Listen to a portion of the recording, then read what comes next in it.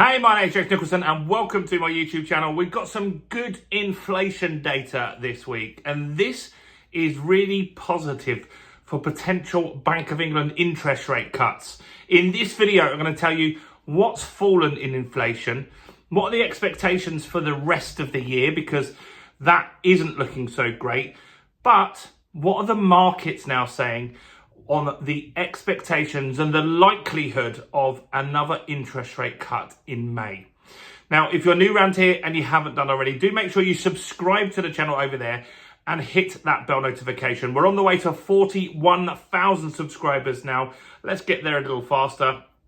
And let's get some views on this video. How do we do that, you ask? Simple. Smash like, tickle like, do something to that like button. That massively helps with the YouTube algorithm, and that's what helps the channel grow. So thanks to everyone that does that. So, inflation data came in today and it was better than expected. That happened last month as well. The analysts were wrong, and that's good. That's what we want to happen. We want inflation to be dropping because it's been really difficult, particularly for people on low incomes. That inflation really hits people at the lower end of the market, when food is more expensive, when energy is more expensive. It really does hit people very, very hard.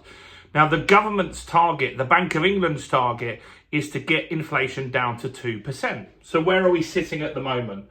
So this is the inflation data for March, and CPI, Consumer Price Index inflation, that dropped from 2.8% to 2.6%. The expectation was that that was going to be 2.7%. So that is good. That's moved in the right direction. Why has it dropped more than expected? Well, energy costs dropped. Even though your energy is going up next month in the April data that you're going to see, energy, fuel, petrol costs did drop. Now, why is that happening?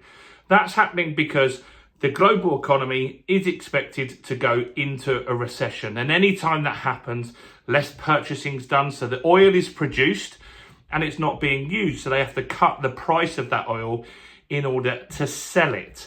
And that happens normally when you get a recession or you're on the way to recession. Some of it's been caused by this tariff carnage that we've got. People are sitting there wanting to buy products from the Far East, and they're not able to because the import taxes, the tariffs are so crazy at the moment, and they want to wait and see, are they going to be removed at any point as well? So that means there's a lot of business just on pause at the moment. So one of the other parts of inflation that the Bank of England really focus on is services. Every time you listen to the Bank of England talk about inflation, they've always talked about service inflation being too high. What is service inflation? We're talking things like a restaurant, a barber, a solicitor, a roofer, anyone that provides a service rather than a product where you buy a laptop, for example. And service inflation has been running hot, and it is still high, but it's lower than expected. So it's dropped from 4.8% to 4.7%, moving in the right direction. But the outlook for services is that it has to go up for the rest of the year, very likely. And the reason for that is that energy costs have gone up in April, minimum wage has gone up in April, national insurance contributions have gone up, business rates have gone up, and product costs have gone up as well. So it looks likely that you're going to see some more increases in service costs by the end of the year. What else have we got in the data? So one of the main things that has driven the drop in inflation this month, as I said, is petrol and oil. And one of the other things that they've really highlighted here is wages. And so wage inflation at the moment stands at 5.9%, which is good. That means people are catching up. Things are becoming more affordable. That will impact property and rents as people can afford those that little bit more. Rents wasn't included in the data on the press release that I saw today, but that has been running at more than 10%. So that has been really, really high for a lot of people. So wage inflation means people are catching up. That's positive, but the Bank of England don't like that, and they will maybe slow down their cuts.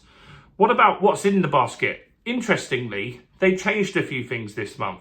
And one of the things that they removed was crazy to me. They had in there DVD rentals. DVD rentals. When was the last time you rented a DVD? Even if you want to rent a DVD, I don't know where to go. The fact that that was in the basket of goods, and some of the things that you see in the basket of goods are bonkers. But that was in there, that's been removed, it's been replaced by virtual reality headsets, which people are buying. And so that's one thing to keep an eye on as well. What about core inflation? And what is core inflation? Core inflation strips out the volatile stuff. So I don't know why they really focus on it too much, because it's the volatile stuff that hits you, hits me in our pockets. So this strips out energy costs, food costs, all the things that really bother people, but it's still a measure that they count. And core inflation went from 3.5% to 3.4%. So that's moved in the right direction, and that's what we want to see. So good. What else was going on in this report here? The expectation is that inflation is going to rise quite sharply in next month's data, and we're going to go up to 3% inflation next month. That's the expectations. The expectations have been wrong the last 2 months. So let's see how that pans out. Let me know what you think. Do you think the expectations are going to be wrong again? And the expectations still stand that by the end of this year, we'll be at 3.7% inflation.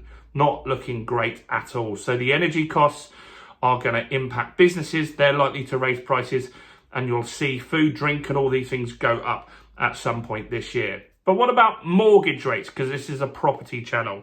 Well, there's some good news there.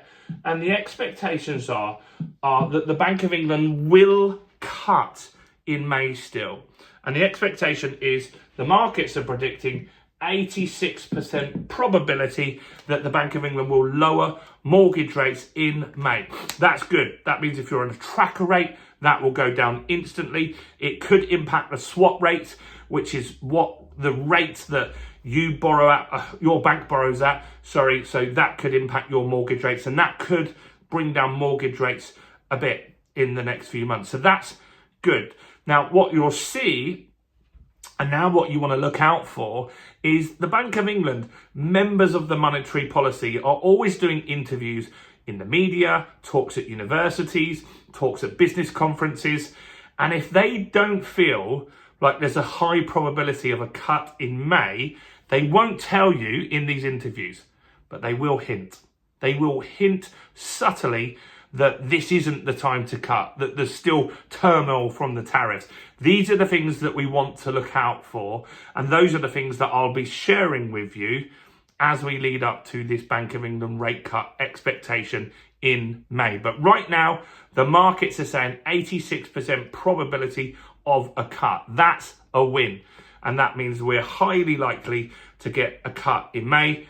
You'll see next week whether that changes if people start hinting that that's not likely to happen. So what do you think about this inflation data?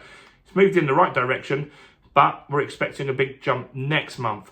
Do you think that's likely, or do you think the analysts have got it wrong again? And if you haven't done already, do make sure you grab a copy of The Fundamentals of Property Investing. For the next few days, we've cut the price down to £20. That's a one-time charge. You get all access to all 100 videos in that program that will teach you how to find property, how to refurbish a property, how to do the numbers on a property.